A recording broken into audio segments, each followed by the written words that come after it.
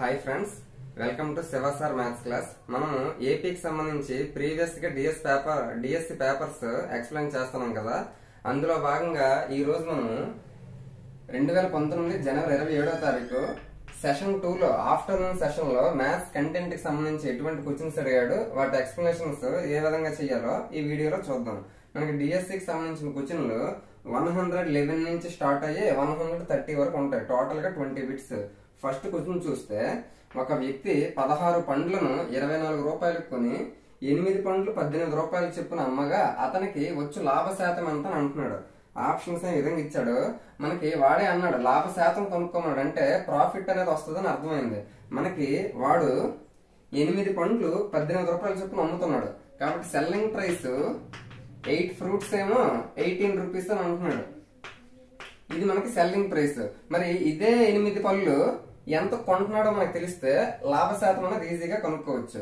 మరి ఎంత కొంటున్నాడు అంటే 16 పళ్ళు 24 కొంటున్నాడు. మనకి 8 పళ్ళు కంపారిజన్ చేస్తే సరిపోద్ది. కాబట్టి 16 పళ్ళు 24 కొంటున్నాడు అంటే 16లో సగం 8 పళ్ళు. అలాగే రేటు కూడా సగం అవుతుంది కదా, కాబట్టి 12 రూపాయలు అవుతుంది. 24 రూపాయలు సగం అంటే 12 రూపాయలు. అంటే 8 ఫ్రూట్స్ కాస్ట్ ప్రైస్ కొన్నదేమో ఎంతకు అవుతుంది, అప్పుడు 12 రూపాయలకు అవుతుంది.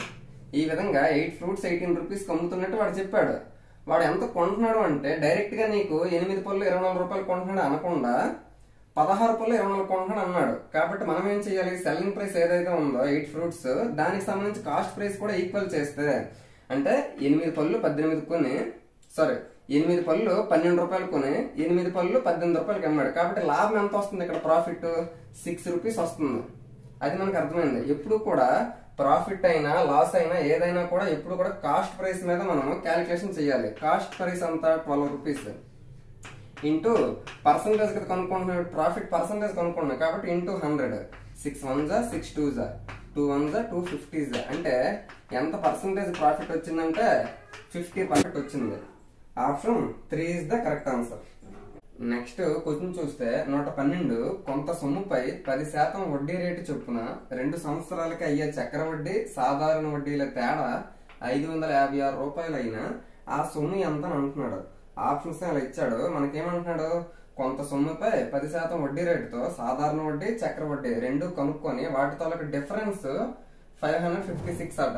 అయితే టోటల్ గా ఆ సొమ్ము ఎంత అని అంటున్నాడు. ఇప్పుడు మనం దీన్ని ఫార్ములా ప్రకారంగా చేయొచ్చు, లేదా షార్ట్ మెథడ్ లో కూడా చేయొచ్చు. ఎలా అంటే, ఫస్ట్ ఫార్ములా ప్రకారంగా మనకి 2 సంవత్సరాలకి మెయిన్ ఇది ఇంపార్టెంట్, 2 ఇయర్స్ కి సాధారణ వడ్డీ అంటే సింపుల్ ఇంట్రెస్ట్, అలాగే చక్ర వడ్డీ కాంపౌండ్ ఇంట్రెస్ట్ తాలూకా డిఫరెన్స్ అడిగాడు అనుకోండి. అప్పుడు ఫార్ములా ఏంటంటే P into R/100 whole square. ఇది మనకి డిఫరెన్స్ ఫార్ములా. ఆ డిఫరెన్స్ అంతా వాడే ఇచ్చాడు కదా. ఎంత ఇచ్చాడు, 556 అని ఇచ్చాడు. కాబట్టి ఇప్పుడు మనం చూస్తే P ఇంటూ R అంటే రేట్ ఆఫ్ ఇంట్రెస్ట్ ఎంత అన్నాడు, 10% అన్నాడు. మరి R స్క్వేర్ కదా, 10% అంటే 10 కి స్క్వేర్ చేయాలి. 10 కి స్క్వేర్ చేయడం అంటే అర్థం అంటే 100 అవుతుంది. 100 బై ఇక్కడ 100 కూడా స్క్వేర్ చేస్తే 100 into 100 that is equal to 556. 100 cancel అయిపోతాయి. ఇక్కడ కింద ఉన్న 100 అటువైపు వెళ్తే ఇంటూ అవుతుంది. కాబట్టి అప్పుడు సొమ్ము అంటే అసలు కదా, అసలు కాబట్టి అప్పుడు 556 ఇంటూ ఇటువైపు ఉన్న 100 ఇంటూ అవుతుంది. కాబట్టి అప్పుడు ఏమవుతుంది, 556 పక్కన 2 zeros వస్తాయి. అప్పుడు చూస్తే 55,600 రూపీస్ అనేది మనకి అసలుగా చెప్పుకోవాలి. ఎక్కడ ఉంది, option 4 is the correct answer. ఒకవేళ దీన్నే మనం షార్ట్ కట్ లో ఈ విధంగా ఫార్ములా అనేది గుర్తు లేకుండా మామూలుగా ఎలా చేయొచ్చు అంటే, ఫస్ట్ సాధారణ వడ్డీ బార్ వడ్డీ, సాధారణ వడ్డీ చక్ర వడ్డీ కనుక్కున్నాం. సాధారణ వడ్డీ సింపుల్ ఇంట్రెస్ట్ అంటే ఫస్ట్ ఇయర్ 10%, సెకండ్ ఇయర్ కూడా సేమ్ 10%. ఎందుకు, ఎటువంటి మనకి వడ్డీ మీద వడ్డీ అనేది సింపుల్ ఇంట్రెస్ట్ లో ఉండదు. కాబట్టి first year 10%, second year 10%, total ఎంత అవుతుంది, 20% అనేది అవుతుంది. ఏది, ఇది సింపుల్ ఇంట్రెస్ట్ అవుతుంది. నెక్స్ట్ మరి కాంపౌండ్ ఇంట్రెస్ట్ ఎంత అవుతుందో చూద్దాం. ఫస్ట్ ఇయర్ 10% ఉంటుంది. ఎందుకు, ఫస్ట్ ఇయర్ అది సింపుల్ ఇంట్రెస్ట్ అయినా కాంపౌండ్ ఇంట్రెస్ట్ అయినా మనకి ఏదైతే అన్నాడో అదే మనకు అవుతుంది. సెకండ్ ఇయర్ కి వచ్చేసరికి ఏదైతే 10% ఉందో దాని మీద కూడా మళ్ళీ వడ్డీ పడుతుంది 10%. సెకండ్ ఇయర్ కి 10% అలాగే ఉంటుంది. కానీ ఆల్రెడీ మనకి వడ్డీ 10% వచ్చింది కదా, దాని మీద మళ్ళీ 10% వడ్డీ అనేది మనకి కాంపౌండ్ ఇంట్రెస్ట్ చక్ర వడ్డీలో వస్తుంది.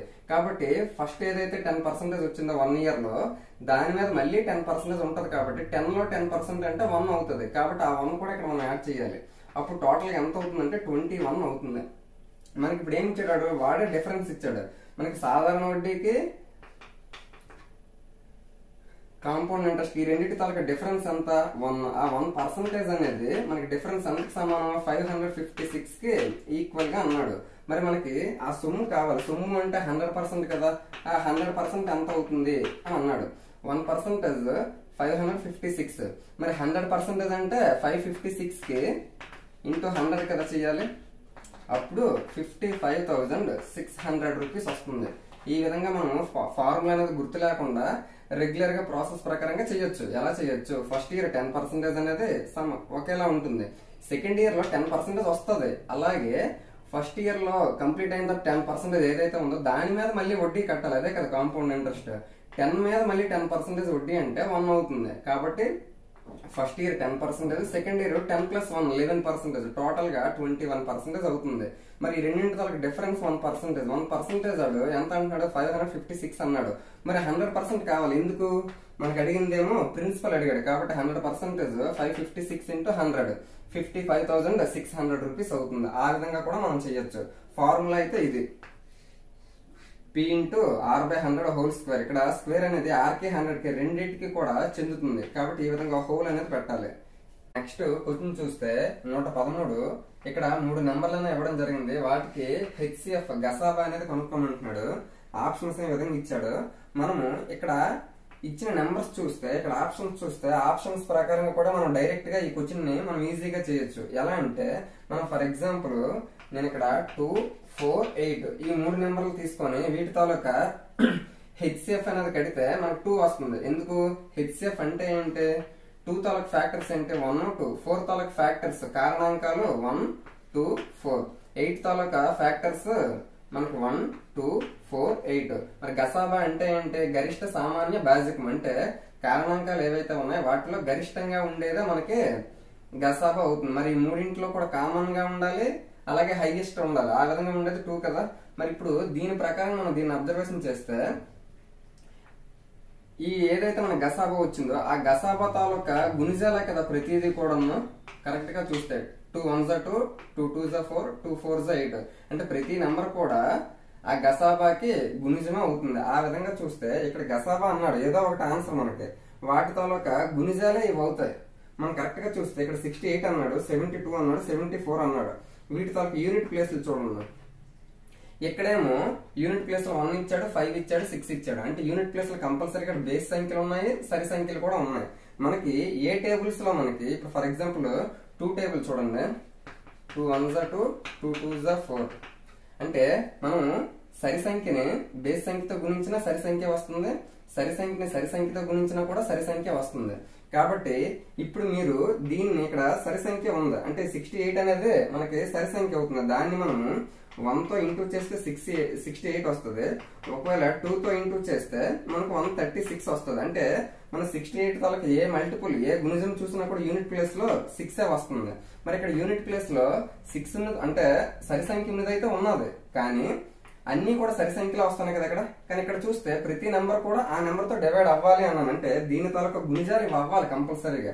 ఆ విధంగా చూస్తే 68 తాలూకా గుణిజాలు అనేవి కంపల్సరీగా అవ్వవు. ఎందుకు, 68 తాలూకా ప్రతి గుణిజము కూడా యూనిట్ ప్లేస్ లో సరి సంఖ్య ఉండాలి. ఆ విధంగా సరి సంఖ్యలు ఉన్నాయా ఇక్కడ, లేవు. కాబట్టి 68 కాదు.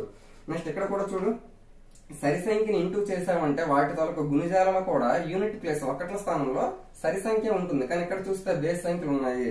కాబట్టి మనకి ఆప్షన్ 3 కూడా కాదు, 72 అవ్వదు. 74 ఇక్కడ కూడా ఇది సరి సంఖ్య, ఈవెన్ నెంబర్. దీన్ని ఏ నెంబర్ తో ఇంటూ చేసినా 1 తో ఇంటూ చేస్తే 74 వస్తుంది.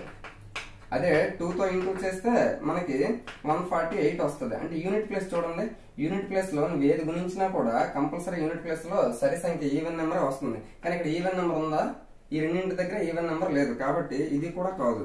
కానీ నువ్వు ఒకసారి 3 టేబుల్ చూడు, అంటే బేస్ సంఖ్య 3 into 1 3, 3 2s 6, 3 3s 9. అంటే బేసి సంఖ్యను బేస్ సంఖ్యతో గుణిస్తే బేస్ సంఖ్య వస్తుంది, బేసి సంఖ్యను సరి సంఖ్యతో గుణిస్తే సరి సంఖ్య వస్తుంది, బేస్ సంఖ్యను మళ్ళీ బేస్ సంఖ్యతో గుణిస్తే మళ్ళీ బేస్ సంఖ్య వస్తుంది, ఆడ్ నెంబర్. ఇక్కడ మనకి బేస్ సంఖ్యలు 2 ఇచ్చాడు, ఇక్కడ సరి సంఖ్య ఇచ్చాడు. అంటే బేసి సంఖ్యల్ని బేసి సంఖ్యలతోటి సరి సంఖ్యలతోటి గుణిస్తే బేసి సంఖ్యలు సరి సంఖ్యలు మిక్సింగ్ వస్తుంది. కాబట్టి ఇక్కడ కూడా మిక్సింగ్ లో ఉన్నవే కదా ఇచ్చాడు. కాబట్టి దీనికి ఆన్సర్ అనేది 63 అవుతుంది. Option 1 is the correct answer. ఆ విధంగా ఆప్షన్స్ ప్రకారంగా కూడా మనం చేయొచ్చు. లేదు అనుకుంటే ఒకవేళ ప్రాసెస్ ప్రకారంగా చేయాలి అంటే మనకి ఈ విధంగా 3 నెంబర్లు ఇచ్చి వాటితో గసాబా అడిగాడంటే ముందు మొదట 2 నెంబర్లకు చేయాలి, ఆ తర్వాత మిగిలిన నెంబర్కి కూడా చేయాలి. ఫస్ట్ ఈ 2 నెంబర్లకు చూద్దాం. పెద్ద నెంబర్ ఏది? 1701. దానిని మనం ఏం చెయ్యాలి? 1575తో భాగించాలి. 1575 ఒకట్ల 1575 ఎంత వస్తుంది? 11 నుంచి 5 తీస్తే 6, 9 నుంచి 7 తీస్తే 2, 6 నుంచి 5 తీస్తే 1, 126 వచ్చింది. మళ్ళీ 126 దీంతో 126తో దీన్ని డివైడ్ చేయాలి. నెక్స్ట్ చూస్తే 126 12లో చూద్దాం. 126 పొదులైతే 1260 అవుతుంది. 12లో ఒకసారి ట్రై చేద్దాం. 12 72, 2 7, 12 12 144, 151 మనకి కరెక్ట్ గా సరిపోతుంది. ఒకవేళ మళ్ళీ ఇంకో 12 13 తీసుకున్నారు అనుకోండి 1600లోకి వెళ్ళిపోద్ది. కాబట్టి 126 12లో 1512 అక్కడ వరకు వచ్చింది. దీన్ని మైనస్ చేస్తే మనకి ఎంత వస్తుంది? 5 నుంచి 2 మైనస్ చేస్తే 3, 7 నుంచి 1 మైనస్ చేస్తే 6, 63 వచ్చింది. అంటే దీని తోలక ఇప్పుడు ఈ 63 తోటి 126 కూడా చెయ్యాలి. 63 తోటి 126 చేయొచ్చు. ఎందుకు? 63 2s 126 ఎగ్జాక్ట్ గా మనకి 0 వచ్చింది. ఎక్కడైతే మనకి 0 వస్తుందో దేనితోనైతే డివైడ్ చేసామో దాని తోలక లాస్ట్ డివిజర్ ఏదైతే ఉంటుందో అదే మనకి గసాబా. అంటే ఈ 2 నెంబర్లకి గసాబా చేస్తే 63 వచ్చింది. ఆ 63 తోటి 2016 ని డివైడ్ చేయాలి. మనకి యాక్చువల్గా 63 అనేది ఇక్కడ వచ్చింది. దాని ప్రకారంగా చూసుకుంటే అయ్యే ఛాన్స్ ఉంది. కానీ నెక్స్ట్ నెంబర్ కూడా 63 తోటి డివైడ్ అయినప్పుడు మనం ఫిక్స్ అవ్వాలి. 2016 ఉంది. ఇక్కడ చూస్తే ఇక్కడ 60లో ఉంది, ఇక్కడేమో 2000లో ఉంది. కాబట్టి సపోజ్ 60 30 వేసుకున్నాం అనుకోండి 1800 అవుతుంది. కాకపోతే ఇక్కడ 1800 కంటే ఇంకా ఎక్కువే ఉంది. కాబట్టి మనకి ఇక్కడ యూనిట్ ప్లేస్ లో అంటే 30 కంటే ఎక్కువ ఉండాలి. ఇక్కడ యూనిట్ ప్లేస్ లో 6 ఉంది. మరి 3తో యూనిట్ ప్లేస్ లో ఇక్కడ 3 ఉంది. 3తో దేన్ని ఇంటూ చేసేటప్పుడు మనకి యూనిట్ ప్లేస్ లో 6 వస్తుంది 2 తోటి. కాబట్టి మనం ఇక్కడ తీసుకోవాల్సింది 32 తీసుకోవాలి. 32 తీసుకుంటే 60 30 1800 అంటే 1800 కంటే ఎక్కువ ఉందని మనకు తెలిసింది. కాబట్టి ఇక్కడ 30 కంటే ఎక్కువ ఉండాలని మనం అర్థం చేసుకోవాలి. మరి ఇది 63 తోటి ఎగ్జాక్ట్ గా డివైడ్ అవ్వాలి. ఎందుకు? ఆల్రెడీ గసాబా ఆప్షన్స్ లో 63 ఉంది. ఆ రకంగా చూసుకుంటే యూనిట్ ప్లేస్ లో 6 ఉండాలి. ఇక్కడేమో 3 ఉంది. 3 2s కదా 6 అవుతుంది. ఆ విధంగా చూసుకుంటే ఇప్పుడు 63 ఇంటూ 32 చెయ్యాలి. 2 3s 6, 2 6s 12, 3 3s 9, 3 6s 18, 6 9 2 11 1 0 2 2016 exact గా మనకి 32 తో డివైడ్ అయింది. కాబట్టి ఈ రెండింటికి మనం చేసేటప్పుడు కూడా 0 వచ్చిందంటే 0 వచ్చేటప్పుడు దేనితోనైతే డివిజర్ చేసావో అదే మనకి ఆ డివిజర్ మనకి గసాబా అవుతుంది. కాబట్టి మొదటి 2 నెంబర్లు చేసినప్పుడు గసాబా 63 వచ్చింది. ఆ 63 తోటి మిగిలిన నెంబర్ చేసినప్పుడు కూడా 63 వచ్చింది. కాబట్టి ఈ 3 నెంబర్లకి కూడా గసాబా ఏమవుతుందంటే 63 అవుతుంది. ఆ విధంగా కూడా మనం చేయొచ్చు. ఇక్కడ ఆప్షన్స్ ప్రకారంగా చేస్తే చాలా ఈజీగా తక్కువ టైంలోనే అయిపోద్ది. నెక్స్ట్ క్వశ్చన్ చూస్తే 114 ఇక్కడ 5 అంకెలను ఇవ్వడం జరిగింది. ఆ 5 అంకెలను ఒకసారి మాత్రమే ఉపయోగించి రాయగలిగే 5 అంకెల గరిష్ట సరి సంఖ్య ఏది అని అన్నాడు. ఇక్కడ ఇంపార్టెంట్ పాయింట్ ఏంటంటే సరి సంఖ్య ఈవెన్ నెంబర్ మనం కనుక్కోమంటున్నాడు. ఆప్షన్స్ ఏ విధంగా ఇచ్చాడు. మనకి ఇచ్చిన డిజిట్స్ ఏంటి? అంకెలు 1 4 6 8 9. ఈ 5 డిజిట్స్ తో రాయగలిగే గరిష్ట సరి సంఖ్య అన్నాడు. ఫస్ట్ మనము ఈ 5 డిజిట్స్ తో రాయగలిగే గరిష్ట సంఖ్యను కనుక్కుందాం. గ్రేటెస్ట్ నెంబర్ అంటే ఏంటి? ఏదైతే మనకి డిజిట్స్ ఇస్తాడో పెద్దదాని నుంచి చిన్నదానికి పెట్టుకుంటూ వెళ్తే డిసెండింగ్ ఆర్డర్ లో పెట్టుకుంటే అదే మనకి గ్రేటెస్ట్ నెంబర్ అవుతుంది. కాబట్టి వీటన్నిటిలో పెద్దది 9, తర్వాత 8, తర్వాత 6, తర్వాత 4, తర్వాత 1. ఇది మనకి గ్రేటెస్ట్ నెంబర్ అవుతుంది. ఆప్షన్స్ లో అది కూడా మనకు ఉంటది. ఆప్షన్ 2 అనేది పెట్టే ఛాన్స్ ఉంటది. కానీ వాడేమన్నాడు? ఈవెన్ నెంబర్ కావాలి అని అన్నాడు. మరి ఈ నెంబర్ లో అది ఈవెన్ నెంబర్ కాదన్న విషయం మనకు ఎలా తెలుస్తుంది? ఆ నెంబర్ 2 తో డివైడ్ అయితే ఈవెన్ నెంబర్, లేదు అంటే ఆడ్ నెంబర్ బేస్ సంఖ్య అవుతుంది. మరి 2 తో డివైడ్ అవ్వాలి అంటే మనం ఏం చెప్పుకోవాలి? యూనిట్ ప్లేస్ లో 0 2 4 6 8 వీటిలో ఏదున్నా కూడా అది మనకి సరి సంఖ్య అవుతుంది. మరి ఇక్కడ చూస్తే యూనిట్ ప్లేస్ లో ఏముంది? 1 ఉంది. మరి 1 ఉన్నది అంటే ఇది కంపల్సరీగా సరి సంఖ్య అయితే కాదు, పెద్ద సంఖ్య అయితే అవుతుంది. కానీ గరిష్ట సరి సంఖ్య అవ్వాలన్నాడు. కాబట్టి ఇక్కడ 1 అనేది ఉండకూడదు. మరి ఈ నెంబర్లే ఈ డిజిట్సే ఉండాలి, అలాగే పెద్దది అయి ఉండాలి. కాబట్టి 986. దీన్ని ఇలాగే ఉంచి ఈ 1 ఇటువైపు తెచ్చి 4 నాటి తీసుకుని వెళ్ళాం అనుకోండి, అప్పుడు ఇక్కడ యూనిట్ ప్లేస్ లో ఏమొచ్చింది? 4 వచ్చింది. మరి మనకి అది ఈవెన్ నెంబర్ అవ్వాలి అంటే 0, 2, 4, 6, 8 వాటిలో యూనిట్ ప్లేస్ లో వాటిలో ఏది ఉన్నా కూడా అది ఈవెన్ నెంబర్ అవుతుంది. ఈ విధంగా ఈ 5 అంకెలు మాత్రం ఉపయోగించి రాయగలిగే గరిష్ట సరి సంఖ్య ఏది అవుతుందంటే 98614 అది అవుతుంది. Option 3 is the correct answer. మరి ఇదేంటి అని అంటే 5 అంకెల గరిష్ట సరి సంఖ్య ఏదని అడిగాడు అనుకోండి, ఇక్కడ ఈ నెంబర్స్ అనేవి ఇవ్వకుండా 5 అంకెల గరిష్ట సరి సంఖ్య అని అన్నాడు అనుకోండి, అప్పుడు మనకి ఇది అవుతుంది. ఎందుకు? మనకి 5 అంకెల గరిష్ట సంఖ్య 5 డిజిట్ గ్రేటెస్ట్ నెంబర్ అంటే 5 9s రాయాలి. ఇది మనకి గ్రేటెస్ట్ నెంబర్, కానీ ఇది ఆడ్ నెంబర్. ఇది ఎలా చెప్తాను? యూనిట్ ప్లేస్ లో 9 ఉంది, మనకి యూనిట్ ప్లేస్ లో 0, 2, 4, 6, 8 ఉండాలి. ఆ విధంగా ఉన్నప్పుడు అది ఈవెన్ నెంబర్ అవుతుంది. మరి ఇక్కడ ఆడ్ నెంబర్ ఉంది కదా, కాబట్టి ఒకవేళ +1 యాడ్ చేసాం అనుకోండి, అప్పుడు ఏమవుతుంది? అది 1 lakh అవుతుంది, అంటే 1 లక్ష అయిపోతుంది, 6 అంకెల నెంబర్ అయిపోతుంది. కాబట్టి మనం ఏం చేయాలి? ఒక నెంబర్ మైనస్ చేయాలి. అప్పుడు మైనస్ చేసేటప్పుడు ఏమొస్తుంది? ఇది మనకు వస్తుంది. ఈ నెంబర్ నుంచి ఒక నెంబర్ మైనస్ చేస్తే ఇది వస్తుంది. మరి యూనిట్ ప్లేస్ లో 8 ఉంది కదా, మరి యూనిట్ ప్లేస్ లో 8 ఉన్నదంటే అది సరి సంఖ్య ఇక్కడ అవుతుంది. కాబట్టి మన క్వశ్చన్ లో ఇటువంటి నెంబర్స్ ఏమీ ఇవ్వకుండా 5 అంకెల గరిష్ట సరి సంఖ్య ఏది అంటే ఇది అవుతుంది. మన క్వశ్చన్ లో కొన్ని డిజిట్స్ ఇచ్చి గరిష్ట సరి సంఖ్య ఏదని అడిగాడంటే ఆ విధంగా మనం పైనుంచి లాస్ట్ వరకు రాసుకొని యూనిట్ ప్లేస్ లో ఒకవేళ ఇక్కడ నీకు యూనిట్ ప్లేస్ లో 0, 2, 4, 6, 8 ఉంటే పర్వాలేదు. ఒకవేళ లేనప్పుడు మాత్రం దాన్ని ఏ రకంగా మారిస్తే అది సరి సంఖ్య అవుతుందో చూసుకోవాలి. ఆ విధంగా దీనికి సంబంధించిన ఆన్సర్ చేయాలి. నెక్స్ట్ క్వశ్చన్ చూస్తే 115, 14, 17, 34 మరియు 42 అను సంఖ్యల నుండి ఈ కనిష్ట సంఖ్యను తీసివేయగా మిగిలిన శేషాలు అనుపాతంలో ఉంటాయని అంటున్నాడు. అంటే ఇక్కడ మనకి ఆప్షన్స్ ఈ విధంగా ఇచ్చాడు. ఇక్కడ మనకి 4 నెంబర్స్ ఇచ్చాడు, 14, 17, 34, 42. ఇవి మనకి అనుపాతంలో లేవు. అనుపాతం అంటే ఏంటి? ఏవైతే అంతిమ లబ్ధము మధ్యమ లబ్ధము సమానం అవ్వాలి. అంటే ఏ, బి, సి, డి అనే 4 నెంబర్స్ అనుపాతంలో ఉన్నాయని అన్నాడంటే అప్పుడు ఏమనుకోవాలి? AD is equal to BC అవ్వాలి. మరి మనము ఏడి అంటే ఫస్ట్ నెంబర్ ని లాస్ట్ నెంబర్ ని ఇంటూ చేసి సెకండ్ నెంబర్ ని థర్డ్ నెంబర్ ని ఇంటూ చేస్తే మనకి ఈక్వల్ అవ్వాలి. కానీ ఇవి అనుపాతంలో లేవు అని అంటున్నాడు. వీటిలో నుంచి ఏదో ఒక నెంబర్ ని మనం మైనస్ చేస్తే మనకి అనుపాతంలో ఏడి ఈజ్ ఈక్వల్ బీసీ అవుతుందని అన్నాడు. కాబట్టి ఇటువంటి క్వశ్చన్స్ అన్ని కూడా కంపల్సరీగా మనము ఆప్షన్ వెరిఫికేషన్ చేసుకుని వెళ్ళాలి. ఫస్ట్ 7 చూడండి. 7 ప్రతి దాంట్లో మైనస్ చేద్దాం. మైనస్ చేస్తే 14 నుంచి 7 తీస్తే 7 వస్తుంది. 17 నుంచి 7 తీస్తే 10.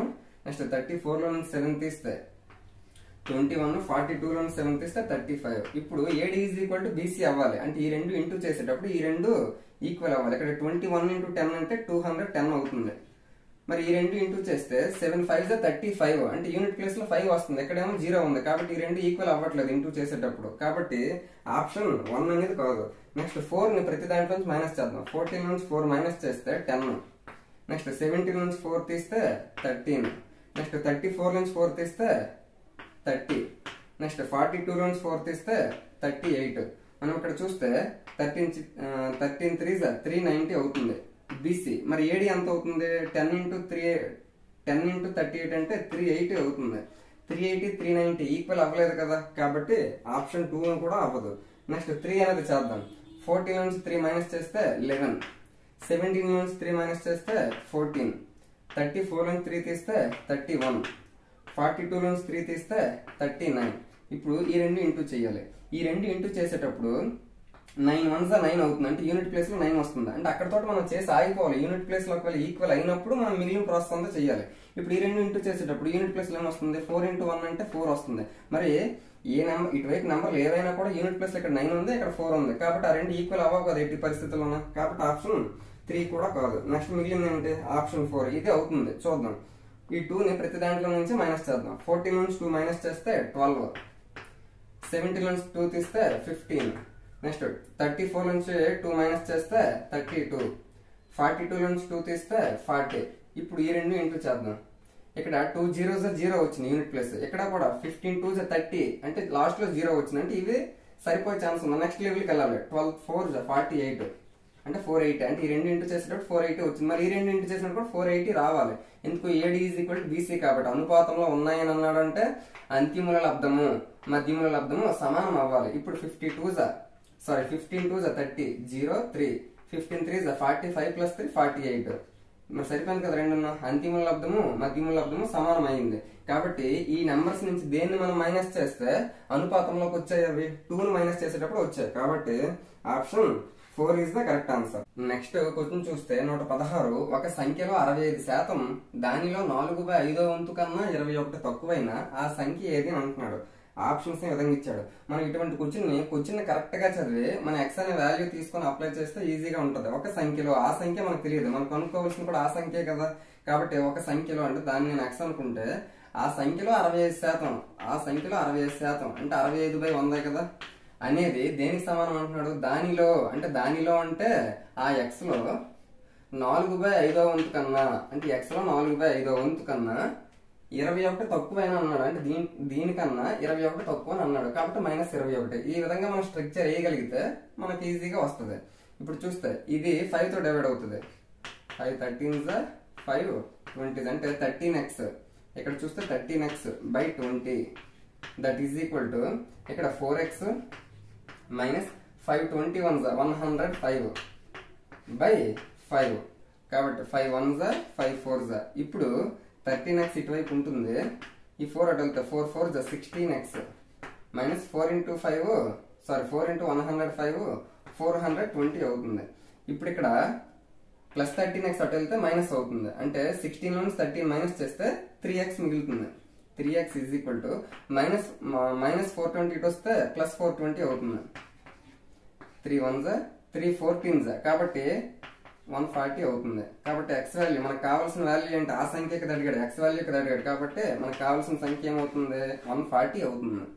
Option 2 is the correct answer. ఈ విధంగా వాడు అడిగిన క్వశ్చన్ ని యాజ్ ఇట్ ఈస్ గా మనం ఈ ఫ్రేమింగ్ లోకి మార్చుకుంటే మనం ఎటువంటి క్వశ్చన్ అయినా కూడా ఈజీగా చేయొచ్చు.